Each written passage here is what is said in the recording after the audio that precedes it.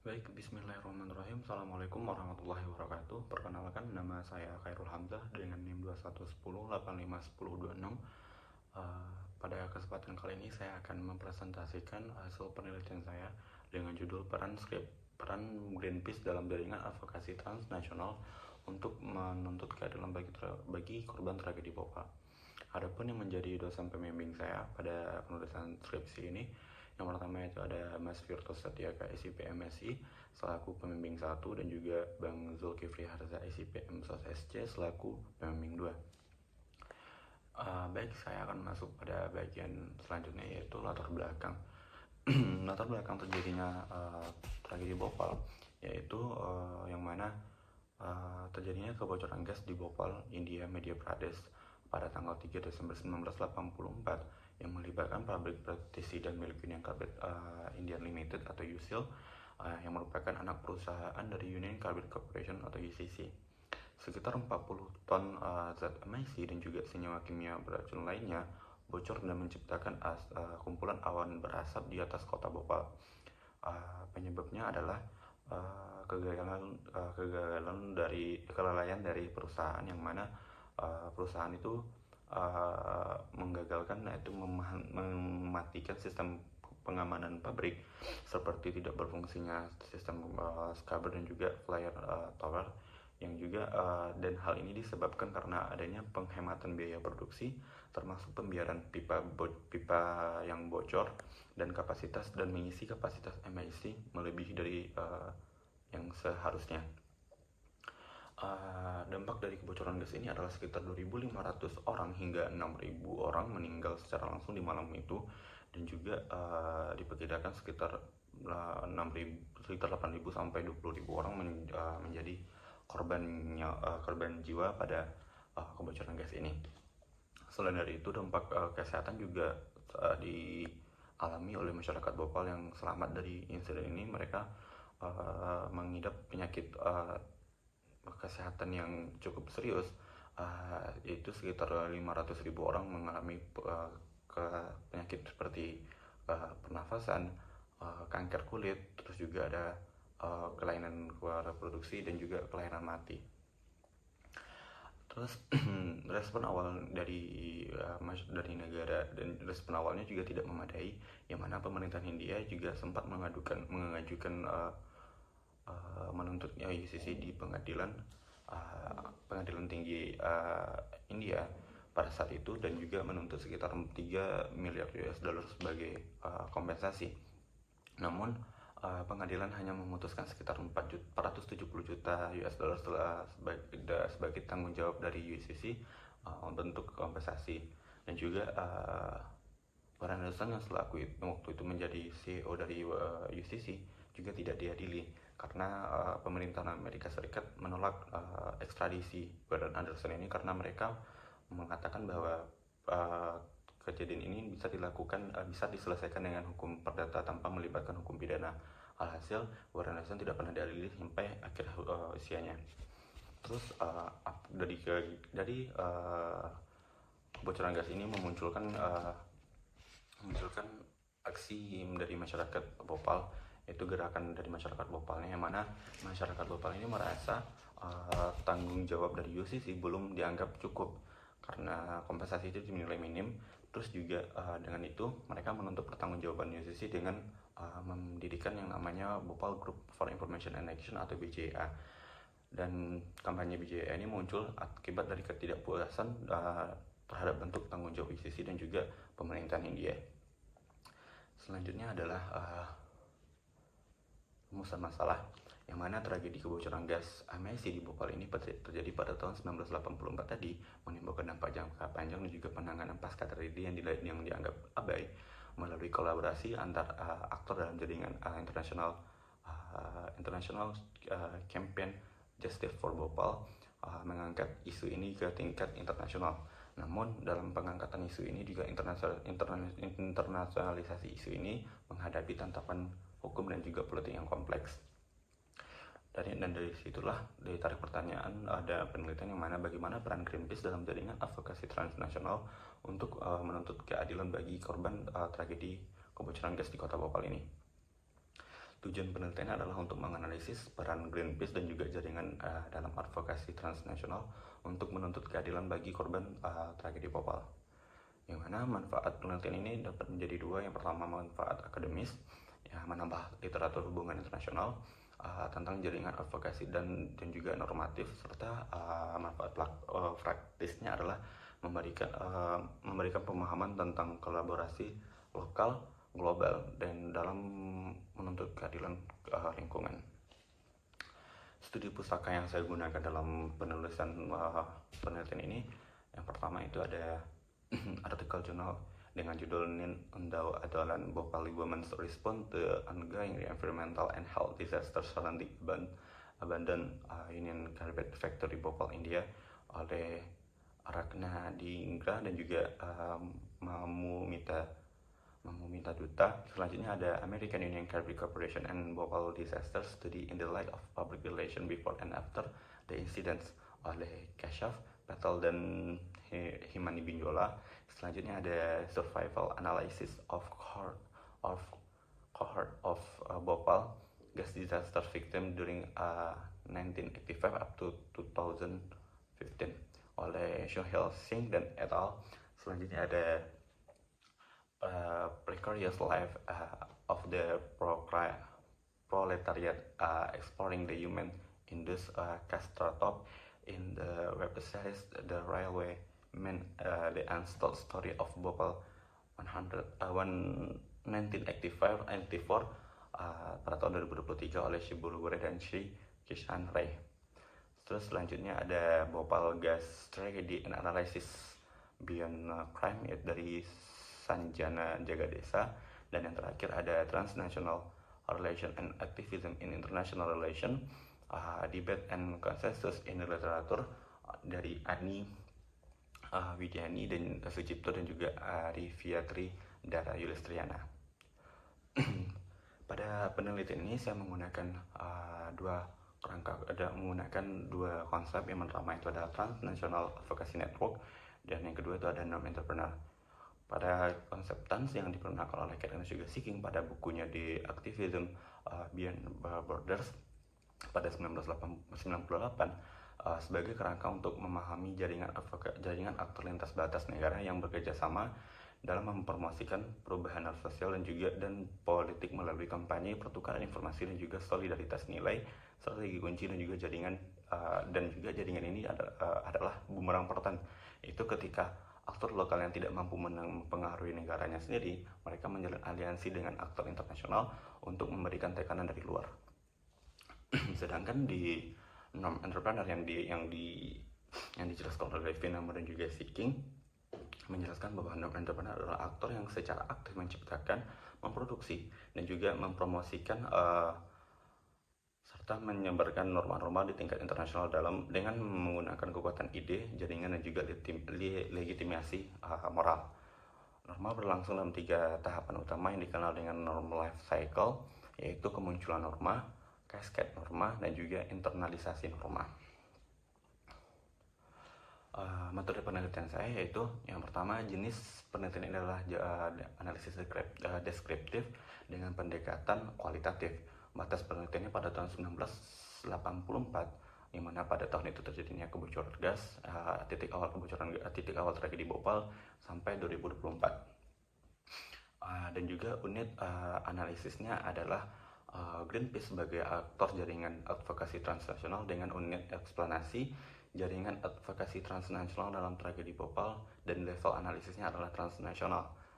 Teknik pengumpulan data yaitu data sekunder melalui studi kepustakaan, dan juga teknik analisis data yaitu dengan menggunakan teknik analisis framing berdasarkan model yang telah dikembangkan oleh Snow dan juga Burnford pada tahun 1988. Selanjutnya adalah sistematika penulisan, yang mana pada bab 1 itu adalah pendahuluan, bab 2 tentang tragedi Bhopal dan juga kemunculan jaringan advokasi transnasional, bab 3 keterlibatan Greenpeace dalam jaringan advokasi transnasional untuk korban tragedi Bhopal. Selanjutnya bab 4 adalah analisis peran Greenpeace dalam jaringan advokasi transnasional untuk korban tragedi Bhopal, dan yang bab 5 adalah bab kesimpulan. Pada bab 2 tragedi tragedi Bhopal dan juga kemunculan jaringan advokasi transnasional, yang mana pada yang pertamanya adalah sejarah industri di Bhopal, yang mana pada tahun 1947, yaitu pada pasca kemerdekaan India itu mengalami krisis ekonomi juga, yang mana pasca kemerdekaan mereka masih bergantung pada sektor industri pertanian tradisional, sehingganya pada pasca kemerdekaan India berinisiasi untuk merevolusi industri mereka dari industri pertanian tradisional menuju industri logam baja dan logam berat. Ya, hal ini mereka melakukan revolusi besar-besaran sehingga mereka dengan harapan mereka bisa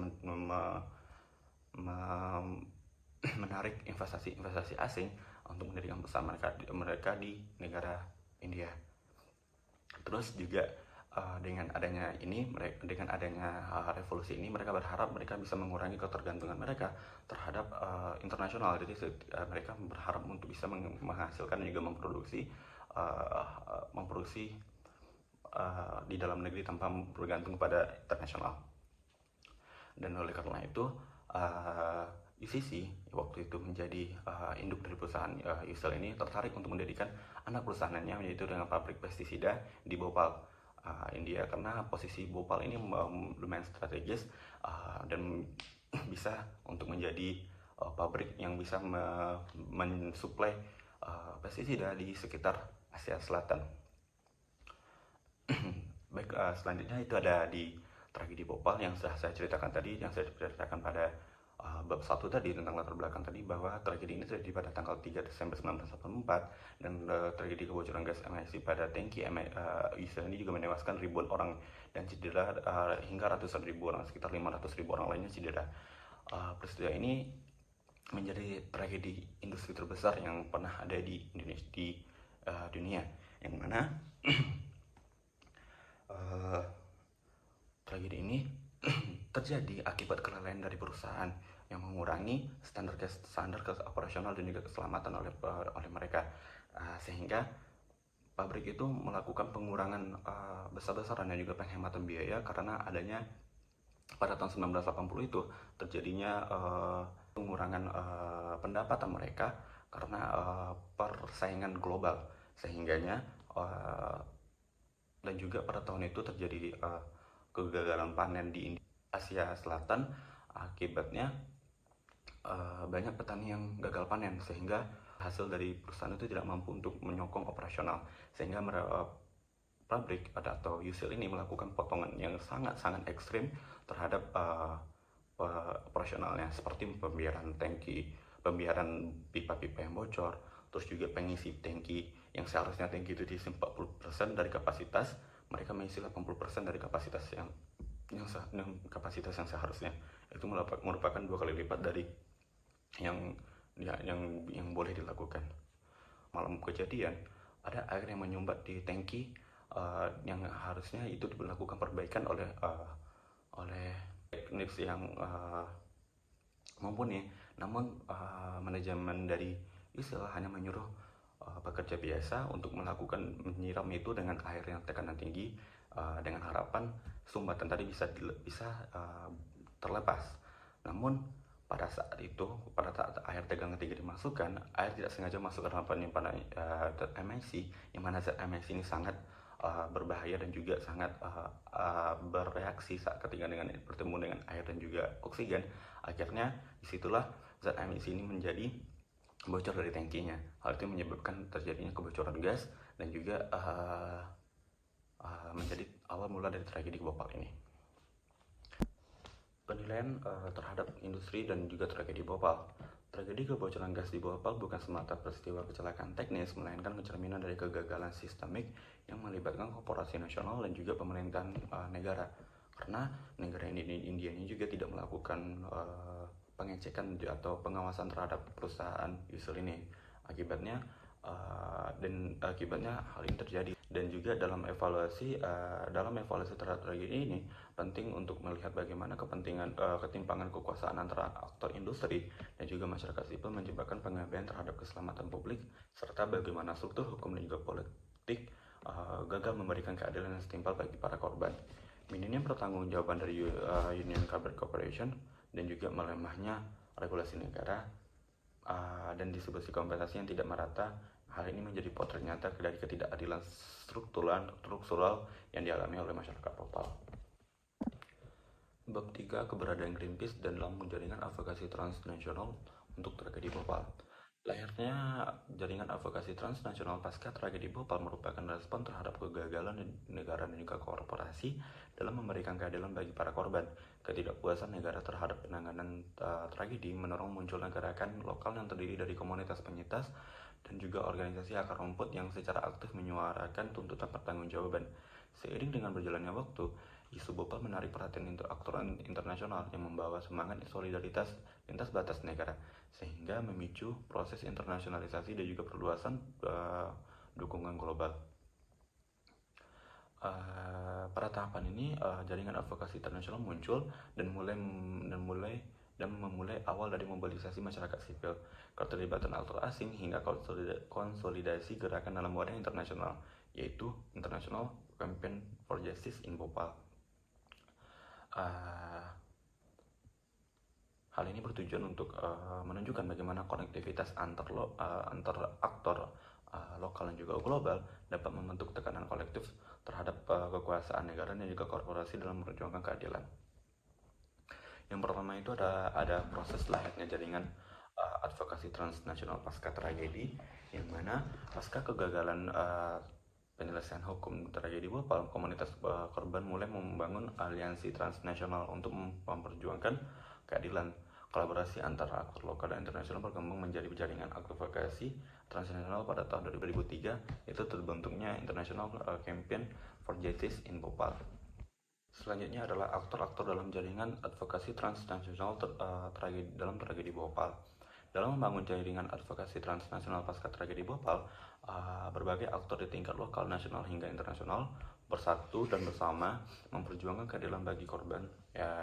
Proses ini melibatkan interaksi kompleks antara organisasi akar rumput dan juga kelompok advokasi transnasional, serta komunitas diaspora, media alternatif dan juga jaringan akademik. Mereka bekerja sama dalam kerangka jaringan advokasi transnasional yang menurut Kick and Seeking juga merupakan jaringan aktor non-negara dan juga sebagian negara yang bekerja sama lintas batas negara berdasarkan nilai-nilai normatif bersama dengan tujuan mengubah kebijakan, praktik dan juga kerangka berpikir aktor kuat seperti pemerintahan dan juga korporasi. Pertama itu ada organisasi akar rumput dan juga komunitas penyintas lokal. Jaringan ini terdiri dari berbagai aktor seperti BJIA, kelompok penyintas dan juga ada juga perempuan, Greenpeace, Amnesty International hingga komunitas diaspora India. Masing-masing aktor berkontribusi dalam mobilisasi sumber daya, produksi informasi dan juga tekanan politik global. Pembahasan selanjutnya adalah Greenpeace sebagai aktor dalam jaringan advokasi transnasional tragedi Bhopal, yang mana Greenpeace merupakan salah satu organisasi non-pemerintahan yang paling dikenal di dunia. Greenpeace telah membentuk identitas kuat sebagai aktor utama dalam jaringan advokasi transnasional, khususnya dalam isu lingkungan. Peran penting Greenpeace dalam dalam mendorong perubahan kebijakan dan juga tanggung jawab koperasi tidak terlepas dari struktur organisasi yang terpusat dan profesional, serta strategi kampanye yang agresif namun tetap berdasarkan pada aksi norma. Greenpeace memanfaatkan kekuatan simbolik dan juga kognitif sosial dan pengawasan untuk mengadvokasi berbagai isu global melalui media, aksi langsung dan juga mobilitas jaringan lintas negara atau jaringan transnasional. Komitmennya terhadap perlindungan lingkungan tercermin dalam berbagai kampanye besar, mulai dari perubahan iklim hingga polusi bahan kimia, dengan pendekatan yang berkonsisten dan juga terorganisir. Dalam tragedi Bhopal, Greenpeace memposisikan dirinya sebagai penghubung antara perjuangan lokal dan juga perhatian global melalui strategi komunikasi, laporan ilmiah, serta aksi kampanye di forum internasional. Terus Greenpeace juga berhasil mengangkat isu kontaminasi yang berkelanjutan di Bhopal ke panggung internasional, serta serta hal yang dilakukan oleh Greenpeace ini merupakan kampanye transnasionalnya untuk mendukung perjuangan bagi korban tragedi Bhopal. Jaringan ini terdiri dari berbagai aktor seperti BJIA, kelompok penyintas dan juga ada juga perempuan, Greenpeace, Amnesty International hingga komunitas diaspora India. Masing-masing aktor berkontribusi dalam mobilisasi sumber daya, produksi informasi dan juga tekanan politik global. Selanjutnya adalah aksi dan juga kampanye jaringan advokasi transnasional terhadap tragedi Bhopal. Upaya jaringan advokasi dalam menuntut keadilan bagi korban tragedi Bhopal tidak hanya ditandai oleh kehadiran aktor-aktor dari dalam dan juga luar negeri, tetapi juga oleh ragam kegiatan dan juga pendekatan yang mereka lakukan secara terorganisir dalam menghadapi perusahaan multinasional dan juga pemerintahan yang nilai abai. Jaringan ini melakukan berbagai aksi seperti pengumpulan data lingkungan, pelaporan kondisi penyintas dan juga kampanye publik, serta penggalangan petisi internasional, dan juga tidak lupa dengan aksi-aksi protes di tingkat nasional dan juga global. Beberapa organisasi juga terlibat dalam mendorong upaya hukum di luar negeri serta menjalin kerjasama dengan media internasional untuk menyoroti ketidakadilan yang terus terjadi. Baik, pembahasan selanjutnya adalah analisis peran Greenpeace dalam jaringan advokasi transnasional untuk korban tragedi Bhopal. Pada bab ini saya mengurai beberapa subbab. Yang pertama itu ada strategi advokasi jaringan transnasional dalam tragedi Bhopal, yang mana strategi yang pertama itu adalah strategi simbolik dan juga moral framing. Jaringan International Campaign for Justice in Bhopal menggunakan simbol dan juga narasi moral untuk membingkai tragedi Bhopal sebagai kejahatan lingkungan dan juga HAM, dan mengakhiri bahwa tragedi Bhopal ini adalah kata-kata bahwa mengatakan tragedi Bhopal adalah kecelakaan produksi, dan mereka menggunakan narasi moral seperti no more Bhopal yang mengatakan tidak akan ada lagi, jangan ada lagi Bhopal selanjutnya, yang digunakan untuk membangun solidaritas dan juga lintas negara. Yang kedua adalah strategi bumerang Burton dan juga mobilisasi global. Ketika korban gagal menekan pemerintahannya, mereka membangun jaringan di jalur internasional dan juga transnasional, sehingga dengan gerakan dari jaringan transnasional itulah mereka bisa memberikan tekanan balik terhadap negara asalnya. Hal ini bisa dilakukan dengan melalui media massa, NGO global, terus juga dengan opini publik internasional. Selanjutnya adalah analisis peran Greenpeace dalam jaringan advokasi Bhopal. Sebagai bagian dari jaringan advokasi transnasional, Greenpeace memainkan peran penting dalam mengangkat kembali tragedi Bhopal ke panggung internasional. Peran ini dapat dianalisis melalui dua tahapan konsep utama, dengan yaitu Transnational Advocacy Network dan juga non-entrepreneur dari Phenomenon Shaking. Yang pertama itu adalah kontribusi Greenpeace dalam jaringan advokasi internasional Campaign for Justice in Bhopal. Sebagai organisasi lingkungan hidup transnasional yang memiliki pengaruh kuat di tingkat global, Greenpeace memainkan peran signifikan dalam jaringan ICGB. Jaringan ini yang merupakan jaringan koalisi longgar dengan terdiri dari organisasi lokal, nasional, dan juga internasional yang bersatu dalam tujuan menuntut keadilan atas tragedi Bhopal. Peran Greenpeace dalam jaringan ini tidak dapat dipisahkan dengan kapasitasnya sebagai simpul strategis yang mampu menjembatani perjuangan komunitas korban dengan institusi dan juga opini publik global.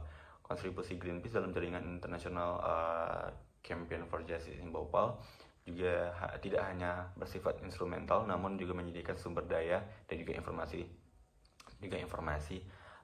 Akan tetapi transformatif dalam memformulasikan ulang narasi politik dan juga identitas kegerakan.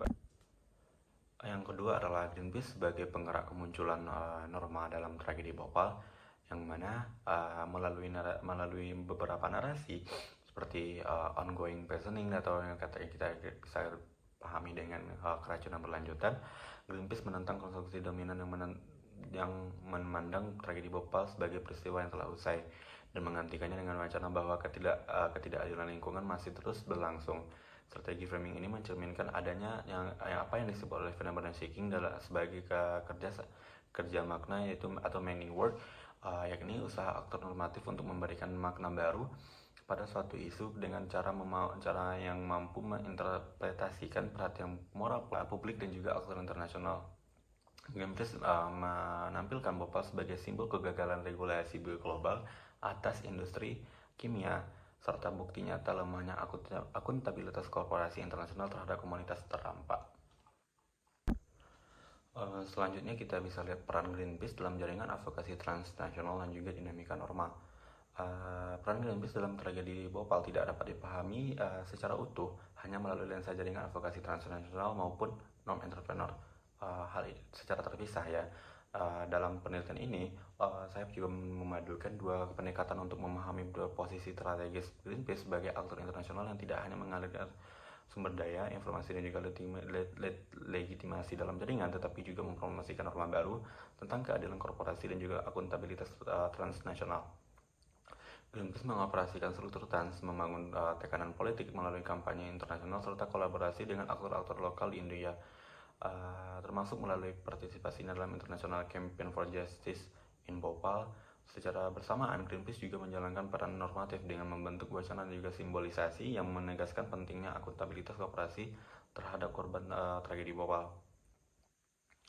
Penggabungan konsep dan juga NE dapat dalam analisis ini menggunakan sejumlah variabel kunci yang beririsan dengan dan menunjukkan bagaimana Greenpeace berperan pada titik persilangan antara advokasi jaringan dan juga produksi norma.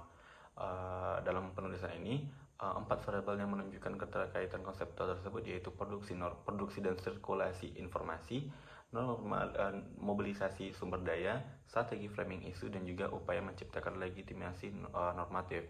Greenpeace memproduksi informasi berbasis riset lingkungan dan juga distribusinya dalam bentuk laporan maupun kampanye global seperti laporan The Bhopal ECC pada tahun 1999, yang hal ini mencerminkan fungsi TAN sebagai produsen informasi dan kredibel sekaligus menekankan fungsi Greenpeace sebagai agen normatif yang membentuk persepsi publik mengenai ketidakadilan struktural.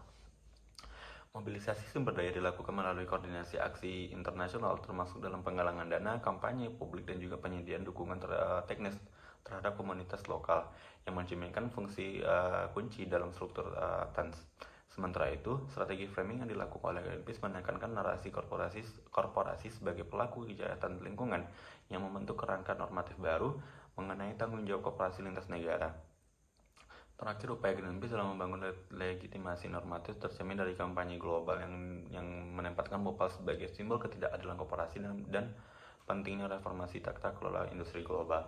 Dengan demikian, Greenpeace dapat diposisikan sebagai aktor yang menjalankan peran ganda sebagai simbol strategis dalam jaringan advokasi transnasional dan sebagai agen perubahan norma dalam arena politik global.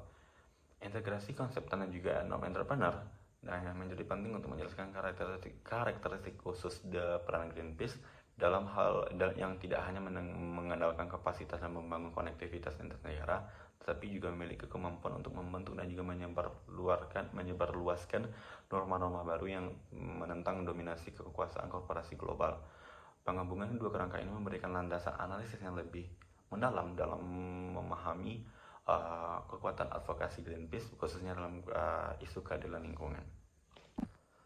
Pembahasan selanjutnya adalah pencapaian advokasi transnasional dalam tragedi Bhopal. Yang pertama itu adalah internasionalisasi isu Bhopal, yang mana isu Bhopal ini yang awalnya adalah lokal menjadi isu internasional yang berhasil masuk ke dalam wacana hukum dalam hak asasi manusia dan juga keadilan lingkungan global melalui gerakan yang dilakukan oleh jaringan internasional Campaign Justice for Bhopal tadi, dan juga oleh aktor-aktor seperti Greenpeace, Amnesty dan lain sebagainya, yang pada akhirnya tragedi ini menjadi simbol perlawanan terhadap impunitas korporasi. Dan yang selanjutnya adalah peningkatan kesadaran global, yang mana kampanye yang dilakukan oleh jaringan tadi berhasil membangkitkan kesadaran masyarakat internasional tentang bahayanya dan bahayanya racun yang terjadi di Bhopal ini loh. Dan juga penting juga untuk meregulasi lagi peraturan tentang korporasi serta media internasional turut memperkuat visibilitas isu. Dan selanjutnya adalah penguatan gerakan lokal. Dukungan internasional memperkuat posisi komunitas lokal dalam menuntut keadilan. Solidaritas ini meningkatkan kapasitas advokasi dan juga negosiasi komunitas lokal dengan negaranya atau dengan aktor negara. Selanjutnya adalah tekanan terhadap dosis mikal, yang mana merupakan perusahaan yang mengakuisisi UCC pada tahun 2001 kemarin. Aksi internasional campaign Justice for Bhopal ini memaksa Dow Chemical ini untuk merespon secara publik meskipun tidak memberikan kompensasi tambahan, karena Dow Chemical ini berdalih bahwa penyelesaian permasalahan itu telah dilakukan di masa UCC bahkan sebelum mereka akuisisi. Tapi dengan itulah aktor seperti Greenpeace menargetkan reputasi perusahaan melalui kampanye globalnya agar bahwa ini masih masuk dalam tanggung jawabnya si Dow Chemical sebagai perusahaan yang mengakuisisi UCC. Dan yang terakhir adalah produksi pengetahuan dan juga memori kolektif. Produksi yang dilakukan seperti produksi laporan ilmiah dan juga dokumentasi kampanye ini akhirnya menjaga agar tragedi Bhopal tidak dilupakan. Ini menjadi alat edukatif publik dan juga sebagai sumber legitimasi moral bagi gerakan advokasi selanjutnya. Jadi agar tidak adanya terjadi pelupaan terhadap kasus dan juga isu tragedi di Bhopal. Baik, terakhir adalah bab 5 tentang kesimpulan. Kesimpulannya adalah Greenpeace memainkan peran penting dalam jaringan advokasi ini, yaitu jaringan International Campaign for Justice in Bhopal melalui mobilisasi informasi, legitimasi, dan juga pembingkaian ulang atau framing isu tragedi Bhopal ini. Perannya membantu menjadikan Bhopal sebagai simbol perjuangan global untuk keadilan ekologis dan juga akuntabilitas korporasi. Saya sebagai peneliti mengakui adanya keterbatasan penelitian, yang mana penelitian ini menggunakan data sekunder sehingga menghadapi keterbatasan akses terhadap dokumen resmi, khususnya dari pihak perusahaan dan juga pemerintahan India. Selain itu, minimnya publikasi akademik yang terkini menyebabkan sebagian besar data bersumber dari studi-studi lama dan juga laporan-laporan kritis pada waktu yang sudah lama. Dan saran saya yaitu meskipun advokasi transnasional terhadap tragedi Bhopal ini telah berlangsung lama, hasilnya masih terbatas dan juga terbatas pada tekanan moral tanpa terobosan hukum yang signifikan. Harapan saya pada penelitian selanjutnya disarankan untuk mengkaji hambatan struktural dan juga diplomatik dan internal jaringan, dan juga bagaimana ke internal jaringan yang menghambat aktivitas dari gerakan ini. Hal ini penting untuk merumuskan strategi advokasi yang lebih adaptif dan juga berkelanjutan di masa depan. Sekian dari saya. Mohon maaf jika ada salah dan kurangnya. Saya tutup dengan Assalamualaikum warahmatullahi wabarakatuh.